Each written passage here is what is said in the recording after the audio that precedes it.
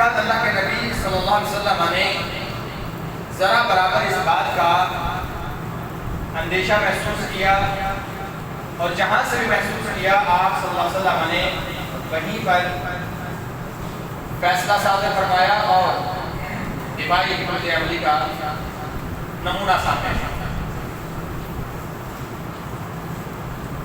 بنو نذیر یہ بھی یہود کا ایک قبیلہ تھا، جیسا کہ معلوم ہے انہوں نے بھی عہد شکنی کی، ایک نہیں دو نہیں کئی مرتبہ اللہ کے نبی صلی اللہ علیہ وسلم کے ساتھ اسی عہد جو انہوں نے مدینہ میں آنے کے بعد اللہ کے نبی صلی اللہ علیہ وسلم کے ساتھ کیا تھا اس کی پاسداری نہ کرتے ہوئے معاملات کو خراب، لہذا اللہ کے نبی صلی اللہ علیہ وسلم نے ان کی طرف ایک کام کے لیے اسی معاہدے کے تحت دیت کے لیے صبر کیا، اور وہاں پر انہوں نے وہ جسارت کی جو کوئی ایک انسان سوچ کے نہیں سکتا۔ انہوں نے اللہ کے نبی صلی اللہ علیہ وسلم کو شہید کر دینے کی سازش رچائی، اس کو اللہ کے نبی صلی اللہ علیہ وسلم تک جبریل کے ذریعے پہنچا۔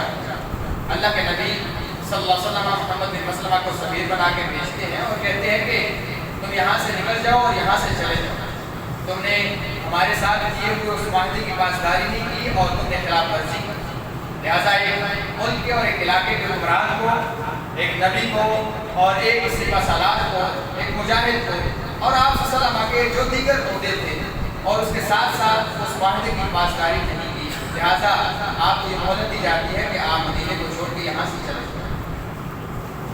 منافقین کے ساتھ گٹھ جوڑ کرنے کے بعد اور منافقین کی جھوٹی تسلیاں دینے کے بعد بنو نذیر اس بات پر آمادہ ہوتے ہیں کہ ہم مدینے کو چھوڑ کے تو نہیں جائیں گے، ہم لڑنے کے لیے تیار ہیں۔ وجہ یہ ہے کہ مسلمانوں کے اندر ہی موجود ان منافقین کی کچھ پناہی ہمیں بھی حاصل ہے، لہٰذا جب مسلمان ہمارے مد مقابل آئیں گے تو ضرور پر ضرور ہمارا دوسرا قبیلہ بنو قریظہ جو کہ مدینے میں موجود ہے، لہٰذا مسلمانوں کی اندر کی صفیں جو منافقین کی شکل میں موجود ہیں ہمارے ساتھ کھڑی ہوں گی، لہٰذا ہم مسلمانوں کا مقابلہ کرنے کے لیے تیار ہیں۔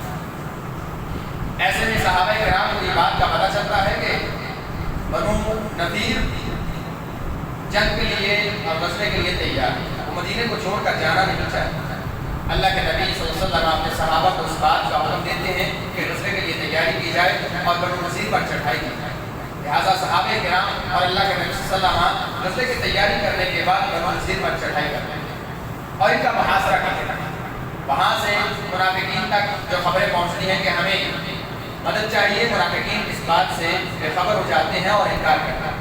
بنو قریظہ تک ایک ایلچی بھیجا جاتا ہے کہ ہمیں یہود ہیں، آپ بھی یہود ہیں، ہم بھی یہود ہیں، جو عقیدہ آپ کا ہے وہی ہمارا ہے، لہٰذا مسلمانوں کے خلاف ہماری مدد کی جائے، لیکن بنو قریظہ اپنے عہد کی پاسداری کرتے ہوئے مدد کرنے سے انکار کر دیتے ہیں۔ یہ سارے کے سارے یہودی بنو نذیر کے یہ قلعے میں محفوظ ہو جاتے ہیں اور قلعے کا محاصرہ کر لیا جاتا ہے۔ اللہ کے نبی صلی اللہ علیہ وسلم اس قلعے کا محاصرہ کرتے ہوئے تقریباً بعض مورخین نے لکھا ہے کہ 7 دن اور بعض کہتے ہیں کہ 15 دن کا محاصرے کے بعد یہ لوگ ہاتھ اٹھا دیتے ہیں اور آپ صلی اللہ علیہ وسلم سے رحم کی بھیک مانگتے ہیں اور اپیل کرتے ہیں۔ اس کی ایک وجہ یہ ہے کہ اللہ کے نبی صلی اللہ علیہ وسلم نے جہاں تیر اندازی کا حکم دیا وہاں پہ آپ علیہ السلام نے جب اس مسئلے کی نوعیت کا دیکھا کہ یہ سارے کے سارے لوگ قلعے کے اندر محصور ہو چکے ہیں اور ان کے لیے حملہ کرنا آسان ہے نسبت ہمارے، اور ان کا ہمارے اوپر حملہ کرنا آسان ہے ہمارا مشکل ہے، تو اللہ کے نبی صلی اللہ علیہ وسلم نے حکم دیا کہ ان کے گجروں کو کاٹ دیا ہے۔ وہ باغات جن کو انہوں نے بڑے عرصے کے ساتھ بات پوس کے اور اس کی تربیت کے ساتھ اور اس کو ابیاری کر کے ایک گھنے اور بنا آبر پھل آبر درخت بنائے تھے، اللہ کے نبی صلی اللہ علیہ وسلم نے صحابہ کو حکم دیا کہ سارے کے سارے درختوں کو کاٹ دیا جائے اور کچھ کو جلا دیا جائے، اور صحابہ کرام ایک باغ کی طرف سے شروع ہوئے اور کچھ کھجوروں کو کاٹتے تھے اور کچھ کو جلاتے تھے، اور اللہ تعالیٰ نے اس کا بھی ذکر فرمایا ہے کہ وہ کھجوریں جن کو تم گرا رہے تھے اور کاٹ رہے تھے اور وہ جن کو تم چھوڑ رہے تھے، یہ سارے کا سارا اللہ کے حکم کے ساتھ تھا تاکہ یہ جو فاسق اور فاجر لوگ ہیں ان کو مزہ چکھایا جائے اور ان کی ذلت اور رسوائی کا سامان ہے۔ جب یہود نے یہ کام دیکھا کہ ہمارے وہ پودے جو ہم نے لگائے تھے اور وہ مال جس پر ہم غرور اور تکبر کیا کرتے تھے اور وہ مال جو ہماری زندگی کا کل اثاثہ ہے، اس کو صحابہ کرام آنن فانن تباہ و برباد کیے چلے جا رہے ہیں، تو انہوں نے اپنے ہاتھوں کو کھڑا کیا اور اللہ کے نبی صلی اللہ علیہ وسلم سے رحم کی بھیک مانگی اور کہا کہ اللہ کے نبی ہمیں معاف کر دیا جائے، ہم غزوے کے لیے تیار نہیں ہیں، لہٰذا آپ جو حکم دیتے ہیں ہم یہاں سے چل جائیں۔ اللہ کے نبی صلی اللہ علیہ وسلم نے ان کو مہلت دی اور فرمایا کہ اتنے دن کی مہلت ہے، اس کے اندر اندر آپ یہاں سے نکل جائیں۔ آپ مال کے اپنے مال میں سے صرف اتنا مال لے کے جا سکتے ہیں جو آپ منہ پر لاد سکتے ہیں، اور اس مال میں بھی اسلحہ نہیں ہونا چاہیے۔ لہٰذا انہوں نے اپنا قیمتی سامان باندھا۔ حتیٰ کہ بعض مورخین کہتے ہیں کہ سونا ان کے پاس اتنا تھا کہ ایک اونٹ کے اوپر صرف سونے کے بورے لدے ہوئے تھے، باقی انہوں نے کچھ نہیں کیا۔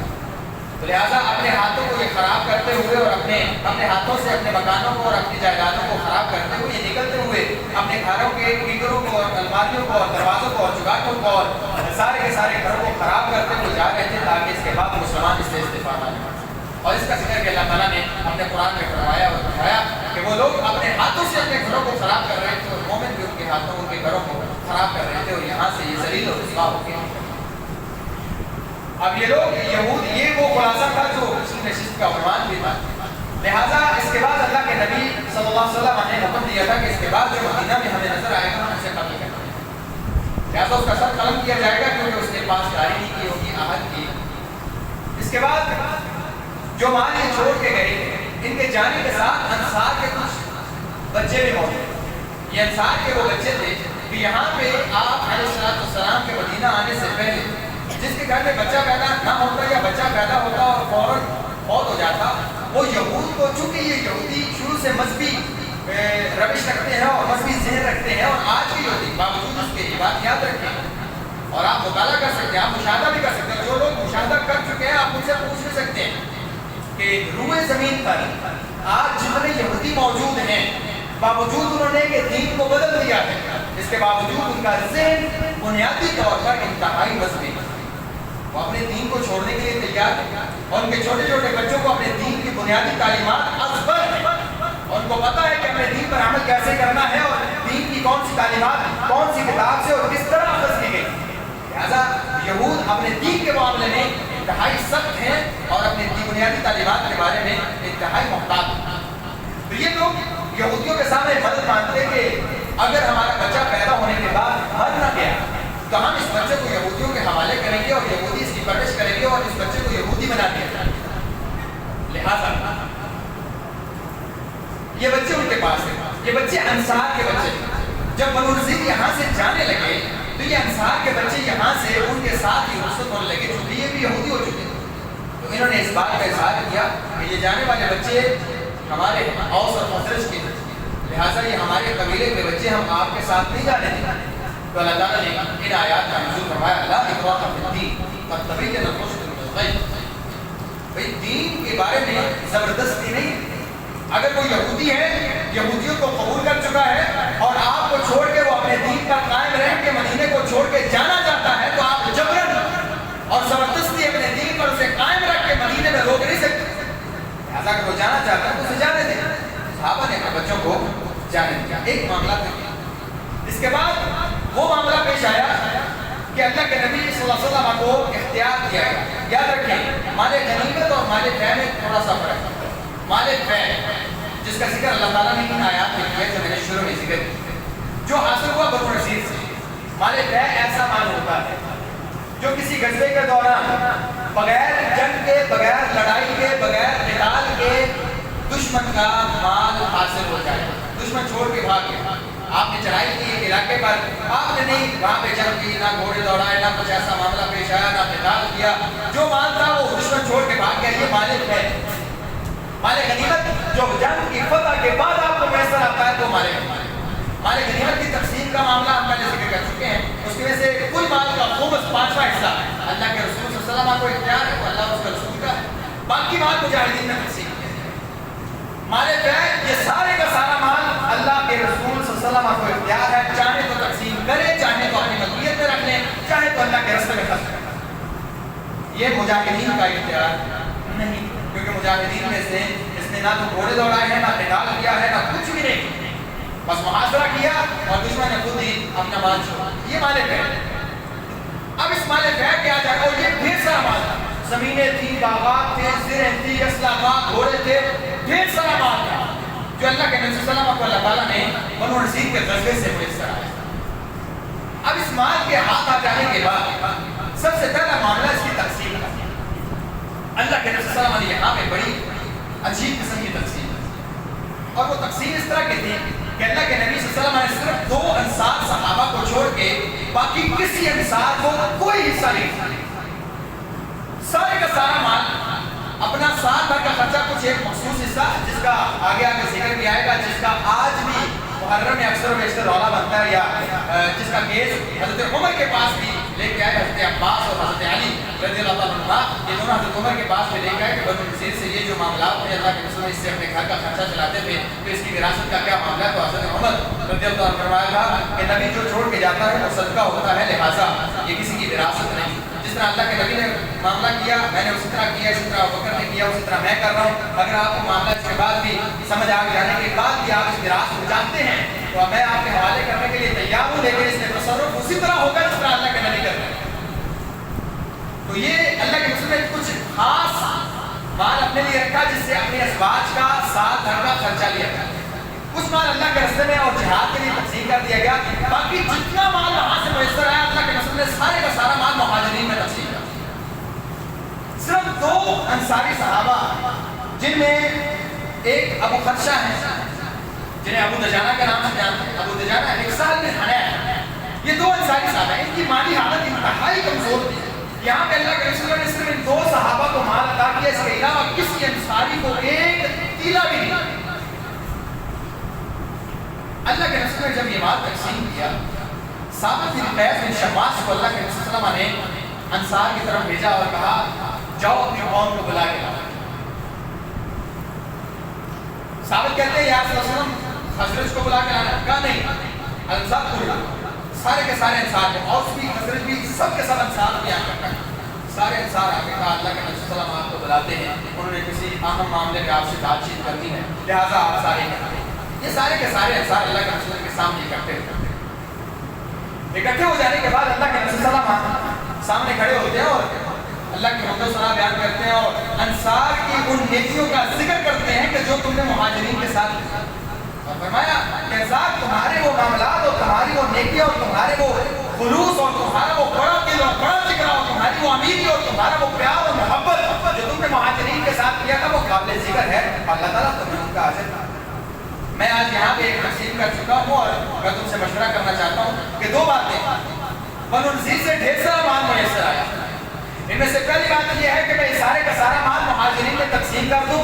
آج تک مہاجرین وہاں سے اپنے گھر بار کو چھوڑ کے تمہارے پاس آئے تھے اور جو مہاجرین تمہارے پاس یہاں رکے ہوئے تھے آج تک تمہارے گھروں میں رکے ہوئے، تم نے اپنے مال میں حصہ دیا، تم نے اپنے جائیداد میں حصہ دیا، تم نے اپنے کاروبار میں حصہ دار بنایا، اپنے گھر میں جگہ دی، اپنے گھر کا حصہ دیا، سارے کام کیے اور آج تک وہ مہاجرین تمہارے ہی گھروں میں رہ رہے ہیں۔ اگر تم کہتے ہو تو میں مال ان میں تقسیم کرتا ہوں اور یہ تمہارے گھروں سے نکل جاتے ہیں اور اپنا اپنا گھر بناتے ہیں اور اپنا اپنا الگ معاملہ شروع کر دیتے ہیں تاکہ ان کی مالی حالت مضبوط ہو جائے، تو پھر تمہارے ساتھ رہنے کی ضرورت نہیں ہے اور تم اختیار دیتے ہو تمہارے ان کو لے کے ان کو گھروں سے نکال۔ دوسری بات یہ ہے کہ بنو نذیر سے حاصل ہونے والا سارا مال میں تمہارے اور انصار اور مہاجرین دونوں میں تقسیم ہو۔ اس کی صورت یہ ہوگی جب دونوں میں مال تقسیم کیا جائے گا تو حال یہ ہے کہ مہاجرین جس طرح پہلے سے رہ رہے ہیں اسی طرح تمہارے گھروں میں بدستور رہیں۔ انصار نے یہ فیصلہ سنا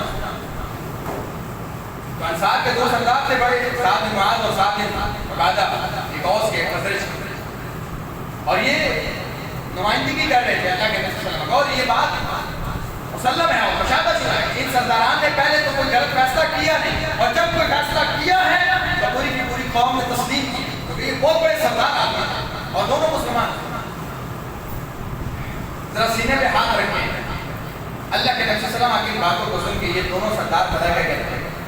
کہتے ہیں اللہ کے نبی صلی اللہ علیہ وسلم جو آپ نے پہلا فیصلہ کیا ہے، آپ اپنا سارے کا سارا مال جو بنو نذیر سے ملا ہے ان سارے کے سارے مہاجرین میں تقسیم کریں، لیکن وہ مال تقسیم ہو جانے کے باوجود مہاجرین ہمارے ہی گھروں میں رہیں، ہمیں مال بھی نہیں چاہیے اور ہم مہاجرین کو گھروں سے نکالنا بھی نہیں چاہیے۔ جگرا چاہیے بھائی جان، ہمارے اس زمین پہ یا معاشرے میں اس دنیا میں اپنی پریشانی سے تو لوگ کم پریشان ہیں، دوسرے کی خوشی سے زیادہ پریشان۔ اسے یہ نہیں ہے کہ مجھے 5,000 روپے روز کا نفع ہے، اسے یہ غم ہے کہ دوسرے کو 6,000 ہوتا ہے۔ صحابہ کی عادت ہے، انہوں نے یہ نہیں سوچا اور ان کو مال ملا، اوپر سے ہمارے گھر کو لکھا یا اصلا مال بھی ان کو دیتے ہیں وہ ہمارے گھروں میں دے، اور اسی بات کو دیکھ کے انس بن مالک رضی اللہ عنہ نے فرمایا تھا یا رسول اللہ صلی اللہ علیہ وسلم، ایک دن بیٹھے ہوئے آپ صلی اللہ علیہ وسلم سے ذکر ہو، کہا اللہ کے نبی صلی اللہ علیہ وسلم ہم وہاں سے گھر بار چھوڑ کے دعائے ایمان بھی لے کے آئے، اسلام کی دولت سے مالا مال بھی ہوئے۔ جب ہم یہاں پہ مدینے آئے، انصار نے ہمیں اپنے گھر دیے، اپنے مال دیے، جائیدادیں دی، کاروبار میں شریک کیا، ہمیں ایک لمحے بھی احساس نہیں ہونے دیا کہ ہم کہیں سے حاضر بن گئے۔ ہم بھی نمازیں پڑھتے ہیں، روزے رکھتے ہیں، زکوٰۃ ہیں اور سارے معاملات چلتے تو رہتے ہیں۔ یا رسول اللہ صلی اللہ علیہ وسلم جو انہوں نے ہمارے ساتھ کیا ہے نیکیوں میں وہ ہم سے آگے نہیں نکل جائیں گے۔ اللہ کے نبی صلی اللہ علیہ وسلم نے ارشاد فرمایا ما افنیتم علیہ فدعوتم لهم، انس جب تک تم ان کی تعریف کرتے رہو گے، ان کے اس احسان کو احسان سمجھتے رہو گے، ان احسان کو فراموش نہیں کرو گے، اور جب تک تم ان کے لیے دعائیں کرتے رہو گے اللہ تعالیٰ تمہیں بھی اتنا ہی اجر دیتا ہے۔ تب تک اس سے پتہ کیا چلا کہ جب کوئی آپ پر احسان کرے تو دعا کیا کرے، اس کی تعریف کیا کرے، احسان فراموش نہ ہوا کرے۔ جب آپ پر کوئی احسان کیا جائے تو یہ نہ سمجھا کرے کہ یہ میرا حق تھا، یہ حق بھی کس نے مقرر کیا؟ اللہ نے۔ اللہ کے نبی صلی اللہ علیہ وسلم ارشاد فرماتے ہیں ایک انسان کی طرف جب کوئی نیکی کی جائے، احسان کیا جائے تو اس کا حق بنتا ہے کہ اس احسان کا پورا بدلہ چکائے، یعنی وہ بھی احسان کے ساتھ کام لے۔ اگر اس کے پاس اتنی استطاعت نہیں ہے تو کیا کرے؟ اس کے لیے دعا کرے، اس کے لیے دعا کرے، اسے دعائیں دے۔ ہاں، دینے والا دعا کا مطالبہ نہ کرے، لیکن لینے والا اس کے لیے اتنی دعائیں کرے، اتنی دعائیں کرے، اتنی دعائیں کرے حتیٰ کہ اس کا دل مطمئن ہو جائے کہ میں نے اس احسان کا بدلہ چکایا۔ اور یہی بات اللہ کے رسول صلی اللہ علیہ وسلم نے انس سے سورہ حشر میں اللہ تعالیٰ نے غزوہ الرسید کا پورے کا پورا خلاصہ بیان کیا، اور اسی آیت کے تحت اللہ تعالیٰ نے ایک اور بات وَيُؤْثِرُونَ عَلَىٰ أَنفُسِهِمْ وَلَوْ كَانَ بِهِمْ خَصَاصَةٌ، اسی پیرائے میں یہ جو انصار نے جواب دیا اللہ کے نبی صلی اللہ علیہ وسلم ہمیں مال نہیں چاہیے، آپ مہاجرین کو ہمارے گھروں میں بھی رہنے دیں، مال بھی سارے کا سارا ان کو دے دیں، ہمیں کوئی مال سے سروکار نہیں، ہمیں اللہ اور اس کے رسول کی رضا اور اس کی خوشنودی چاہیے، لہٰذا ہمیں مال سے۔ اللہ تعالیٰ فرماتے ہیں وہ لوگ جن کو مال کی کوئی چاہت نہیں تھی اور ان کو کوئی دل کما نہیں تھا کہ جب ان کے بھائیوں کو مال دیا جا رہا تھا، حتیٰ کہ وہ تو اس کے باوجود تم کے اپنے پاس کچھ نہیں ہوتا پھر بھی لوگوں پر خرچ کرتے ہیں۔ اور اس کا شان رسول یہ تھا کہ اللہ کے نبی علیہ السلام کے پاس ایک بندہ آیا تھا، کہا یا رسول اللہ صلی اللہ علیہ وسلم مجھے بھوک لگی، کھانے کو کچھ دے۔ تو اللہ کے نبی صلی اللہ علیہ وسلم نے پیغام بھیجا اپنے ازواج کے پاس، زوجات کی طرف سے پیغام آیا کہ اللہ کے نبی ہمارے ہاں گھر میں کھانے کے لیے کچھ نہیں، اور یہ اللہ کے نبی صلی اللہ علیہ وسلم کا گھرانہ۔ آپ علیہ السلام نے فرمایا کوئی بندہ ہے جو میرے اس مہمان کو لے جائے اللہ تعالیٰ اس پر رحم کرے گا۔ انصاری ایک صحابی کھڑے ہوئے، آپ نے یہ واقعہ سنا ہو، لیکن چونکہ یہ اس ٹاپک کے ساتھ، اس موضوع کے ساتھ منسلک ہے اس لیے بیان کرنا۔ یہ گھر جاتے ہیں اور ان کو مہمان کھانے میں یا کمرے میں بٹھاتے ہیں، بیگم سے پوچھتے ہیں کہ کھانے میں کیا ہے اور کتنا؟ ان کی بیوی کہتی ہیں کھانے میں سب سے پہلی بات یہ ہے کہ اتنا سا کھانا موجود ہے جو بھی ہے جو بچے کھائیں گے، ہم دونوں نے آج پھر بھوکے ہی چھوڑ گئے، یعنی اتنا میسر نہیں ہے کہ ہم کھائیں، صرف اتنا موجود ہے جو کہ ہمارے بچے۔ یاد رکھیں یہاں پہ میری ماں اور بہنوں کے لیے ایک درس، ہمارے ہاں سب سے پہلے دیکھا جاتا ہے پہلے اپنا، پہلے رکھا جاتا ہے جیسے کھانے کے لیے پہلے چاول پک گیا تو چاول پہلے اپنے بچوں کے لیے جتنے کھا سکتے ہیں، یہ ہم نے ایک ٹائم دیکھا ہے۔ اچھا شام کو ہم نے ہانڈی نہیں بنانی لہٰذا شام کے لیے رکھ دیا، احتیاطاً ایک آدھ پلیٹ رکھ لی جائے شاید کم بھی نہ ہو جائے، اس کے بعد بچے گا کیا؟ لہٰذا پوچھنے والا کہتا کچھ ہے نہیں جی مسا مار کے آپ نے۔ تو ایسے صحابہ اور ایسی عورتوں کے اور ایسی بیویوں کے قصے پڑھا گئے، دیکھا بچوں کے لیے اپنے لیے پھر بھی کہتے ہیں ایسے کہے اللہ کے نبی صلی اللہ علیہ وسلم کا مہمان ہے، کھانا کھانا ٹھیک ہے جو اور اس بات پہ عبدالرزاق ساجد صاحب نے ایک قصہ سنایا تھا، وہ اس لیے ان کا نام اس لیے لے رہا ہوں کہ برکت العلم ینسب القول الی قائلہ، یہ علمی برکت کی علامت ہوتی ہے کہ ایک انسان نے جو کچھ کہا ہے اس کی طرف منسوخ کیا جائے۔ میں خود نہیں کہہ رہا کہ میں بہت بڑا علامہ فہامہ اور نہیں ایسا، میں نے کہا میں ایک دوست کے ساتھ گیا، ہم نے کہا کہ یار شام کا وقت ہے رات زیادہ ہو گئی تھی، ہم نے کہا کہ چائے پلا لیں، کہتے ہیں چلتے ہیں گھر چائے پہ. تو ہم وہ ڈرائنگ روم سے سن رہے تھے کہ بڑا کیا آواز آ. تو جا کہا دودھ ہے. دودھ اتنی تھا شاید جو بچوں نے پینا ہو. تو جو اس کی بیگم نے باتیں سنائی وہ ہم نے بھی سنی. اور پھر ہمیں یاد آیا کہ اللہ کے نبی صلی اللہ علیہ وسلم کے صحابہ اس لیے اتنے قابل قدر نہیں تھے اللہ کے ہاں کہ وہ اللہ کے نبی صلی اللہ علیہ وسلم کے دور میں پیدا ہوئے. ان کا قدر، ان کی منزلت، ان کی شان اور ان کی فضیلت ان کے ایمان کی وجہ سے تھی. اور وہ ایمان آج آپ بھی اس کو اپنا سکتے ہیں، ہم بھی اپنا سکتے ہیں. وجہ سیرت پہ عمل کریں گے. کیسے کرتے ہیں؟ سیرت پہ عمل کریں. اسی طرح انسان ہی تھے، دوست تو ان کو بھی لگے، بچوں سے پیار تو ان کو بھی تھا، ان کو بھی پتا تھا بچے بھوکے ہیں ان کو دینا بھی ہے. انہوں نے کہا بی بی بات سنیں، اللہ کے نبی کا مہمان ہے، اس کو کھانا کھلانا ہے. کہا ٹھیک ہے. کھانا پلایا. وہ ہانڈی میں چمچہ ہلاتے ہوئے بچے روتے روتے سو گئے. اب رات کے پہر میں کہا ایسے کریں، اب کھانا مہمان ہمارے سامنے کھائے گا اور دیکھے گا کہ ہم کھانا نہیں کھا رہے کیونکہ ایک ہی بندے کے لیے کافی ہوگا. وہ تو شرم کے مارے پیٹ بھر کے کھائے گے نہیں. تو لہٰذا ایسا کرنا جب آپ اندر داخل ہو تو سلیقے سے چراغ کو بجھا دیں. وہ کھانا لے کے آئی اور سلیقے سے چراغ کو گرایا اور چراغ کو بجھا دیا. اب کمرے میں اندھیرا ہے اور یہ میاں بیوی سامنے بیٹھ کے منہ ہلا رہے ہیں اور کھا.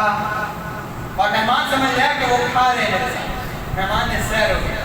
اب یسوع اللہ کے نبی صلی اللہ علیہ وسلم کے سامنے اس مہمان کو لے جا رہے ہیں اور جبریل اللہ کے نبی صلی اللہ علیہ وسلم کو پہلے بتا چکے ہیں ان بندوں نے رات میں یہ. اللہ کے نبی صلی اللہ علیہ وسلم اپنے صحابہ کو بتاتے ہیں آج کی رات اللہ تعالیٰ مسکرائے ہیں اور تعجب کیا ہے ان دو بندوں کے کاموں سے انہوں نے رات کو اس طرح کہا. اللہ تعالیٰ بتا یسرون علی انفسہم، ان کو خود حاجت ہوتی ہے، خود پیٹ میں بھوک لگی ہوتی ہے لیکن اپنے اوپر دوسرے کو ترجیح دے دے. اسے کہتے ہیں احسان. آگے قربانی آ رہی ہے تو دیکھیں گے وہ اظہار اور قربانی کیا ہے. فریج سے رکھی طرح کتنا آتا ہے 6 دن. ہم جو ڈیریاں بناتے ہیں وہ 1.5 پاؤ کی ہوتی ہے اور 7 والا جو بھاگتا ہے اس میں 6 بندے ادھی موٹی نہیں ہوتی. اور ہم ایسے فریج میں ٹھوس رہے ہوتے ہیں کہ جیسے پتہ نہیں سال بعد ہم نے کھانا کھایا. قربانی قربانی وہ اظہار یعنی اپنے اوپر کسی کو ترجیح دینا. 2 من کا بکرا ہے اس میں سے 1.5 من تو گھر پڑا ہوا ہے یا اس کو دیا ہے جس نے واپس مجھے دینا.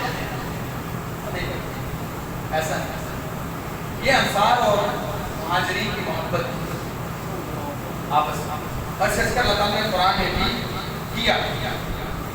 اسی سال اللہ تعالیٰ نے شراب کو حرام بھی کیا. یہ غزوہ بنو نذیر میں کچھ واقعات ہیں. 4 ہجری کو اللہ تعالیٰ نے شراب کو حرام کیا. بالکل یک مشت نہیں کیا، ایک دفعہ اور ایک ہی دفعہ اچانک نہیں کیا، تدریج کیا. مراحل 2 مراحل کون سے تھے کیسے حرام کی گئی اور جب حرام کر دی گئی تو صحابہ کا رد عمل کیا تھا. انشاءاللہ الرحمن اگلے نشست میں ہوگا. اللہ تعالیٰ ہم سب کو سیرت پر عمل کرنے کی توفیق عطا فرمائے. اقول قولی ھذا واستغفر لي ولكم ولسائر المسلمين من كل ذنب فاستغفروه انه هو الغفور الرحيم.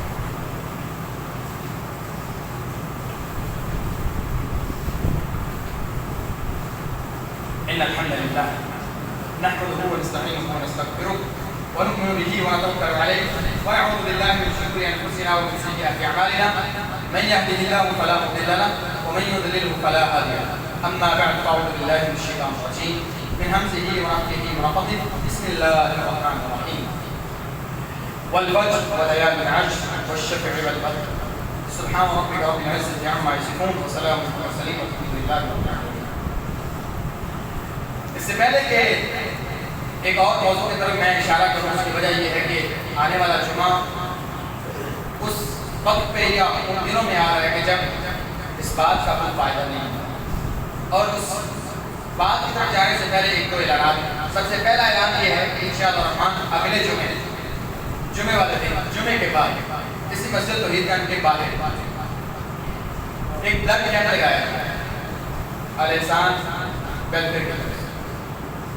خون دینا اصل میں میڈیکل کا اسٹوڈنٹ نہیں ہوں لیکن اتنی باتیں میں اور آپ بھی جانتے ہیں کہ خون اگر ایک محدود وقت کے بعد دیا جائے بلکہ ڈاکٹر کہتے ہیں کہ آپ کو دینا چاہیے، وہ آپ کی صحت کے لیے اچھا. اگر آپ کو یہ سمجھ آ رہی ہے کہ شاید احسان والے بلڈ کیمپ لگا رہے ہیں اس لیے قاری صاحب یہاں پہ کھڑے ہو کہہ رہے ہیں کہ خون دینا اچھا ہے، تو آپ اس پہ یقین نہ کریں. آپ کسی میڈیکل ڈاکٹر سے بات کرنا ہے، کہیں گے جی اتنے یا سال میں ایک دفعہ یا سال کے بعد یا 2 سال کے بعد خون دینا کیسا ہے اسے، تو پھر آپ اس بات پہ یقین کریں. یہ انتہائی بڑا سرکل جاتا ہے. دنیا میں ایسے کئی لوگ ہیں اور میں آپ کو کہہ رہا ہوں کہ آپ اپنے لیے نہیں، مطلب کسی اور کے لیے نہیں، اپنے لیے خون دیں. یاد رکھیں آج کسی کو ضرورت ہے کل مجھے ضرورت ہو سکتی ہے. کچھ ایسے بچے ہیں، کچھ ایسی بیماریوں میں لوگ ہیں جن کو ہر ہفتے بعد بلڈ کہاں سے لیں. یہ بہت بڑا صدقہ جاریہ ہے.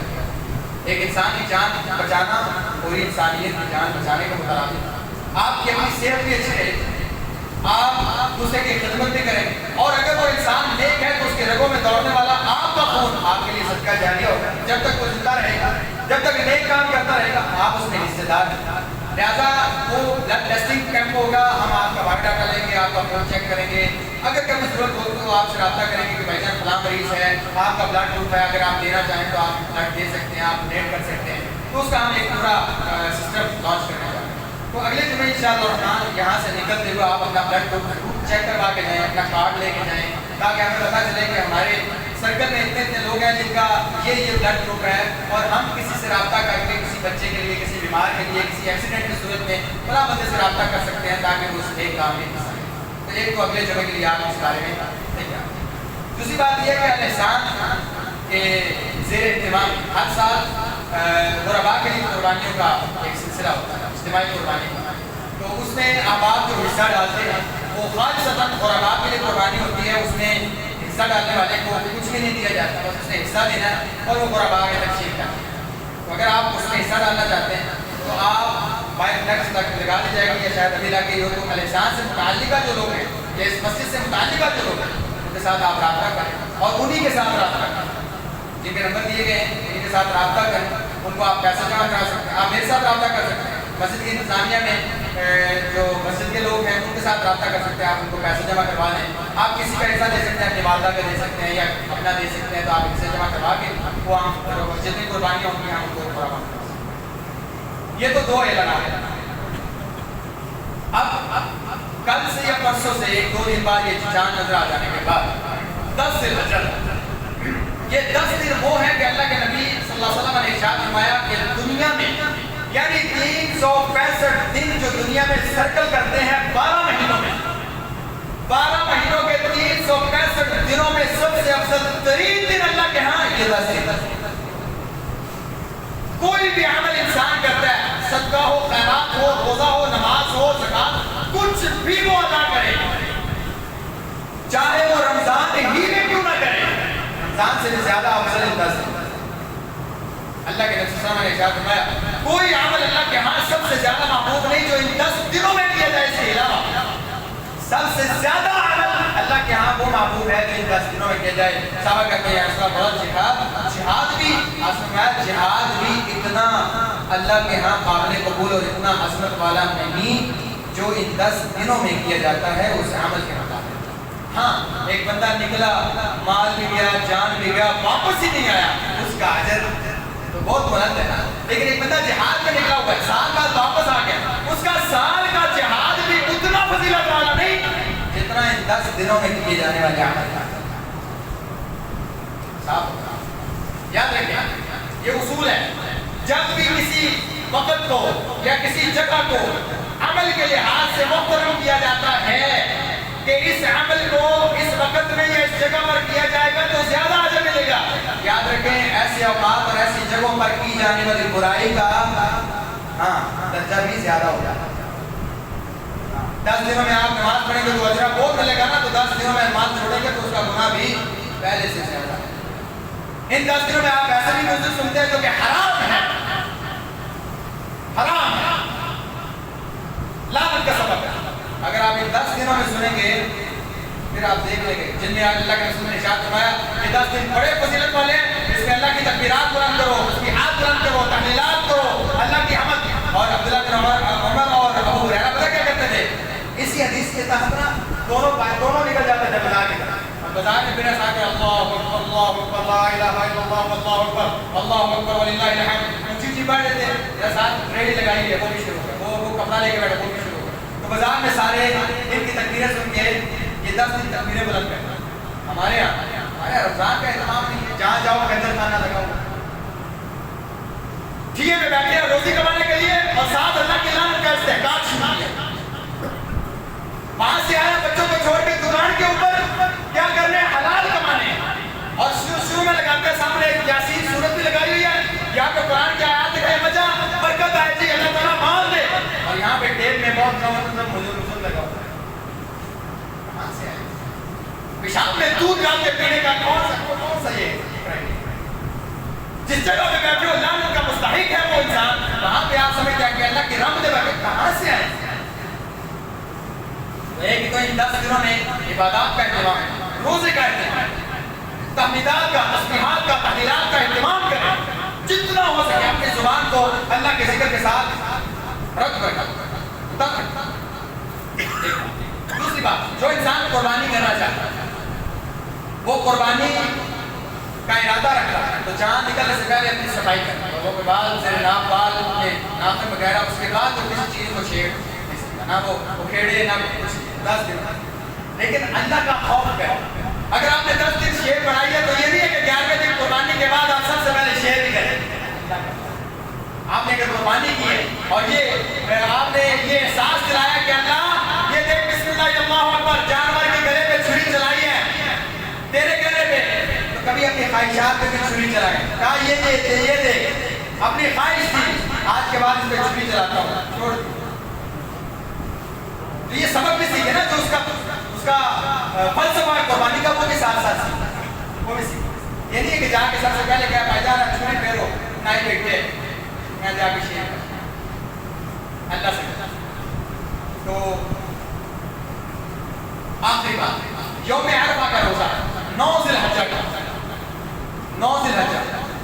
یہاں تک جہاں پہ چاند کے حساب سے 9 ویسے تو 10 دن ہیں آپ 10 دن ہی روزوں کا اہتمام کر سکتے زیادہ سے زیادہ نفل روزے کا چاہیں تو اس دن اس 9 کا اور یہاں کا 8 اور 9 دونوں کا رکھ لیں اگر آپ شک میں ہیں کہ جی آپ کیا کریں وہاں کے 9 لیکن راجع بات اور صحیح بات نہیں ہے کہ آپ چاند کا حساب رکھ کے یہاں کی 9 کا روزہ رکھیں. پتہ ہے اجر کیا ہے ایک دن 12 گھنٹے 12 سے 13 گھنٹے بھوکا رہنے کا. اللہ کے نبی صلی اللہ علیہ وسلم ارشاد فرماتے ہیں جو اللہ یوم عرفہ کا روزہ رکھتا ہے میں اللہ سے امید رکھتا ہوں اللہ تعالیٰ 1 سال گزشتہ اور 1 سال آئندہ 2 سالوں کے گناہوں کو معاف کرے. یعنی سال ختم ہو رہا ہے ذو الحجہ دیکھیں سال ختم ہو رہا ہے اللہ تعالیٰ کو پتا پچھلا سال کیا پتا پڑ گیا کیا پچھلے سال کے معاف نہیں کیے جو آنے والا وہ بھی معاف کرے. وہ روزہ نہ چھوڑے بچوں کو بھی نہ چھوڑے گرمی ہے برداشت اللہ تعالیٰ ہم سب کو نیک اعمال کی توفیق عطا فرمائے ہم سب کے گناہوں کو معاف فرمائے ہم سب کے نیک حاجات کو پورا فرمائے اپنے اولادوں کو نیک اور صالح اولاد عطا فرمائے بیماروں کو شفاء کاملہ عاجلہ عطا فرمائے ربنا تقبل منا انك انت السميع العليم وتب علينا انك انت التواب الرحيم وصلى الله تعالى على خير خلقه محمد وعلى اله وصحبه اجمعين برحمتك يا ارحم الراحمين.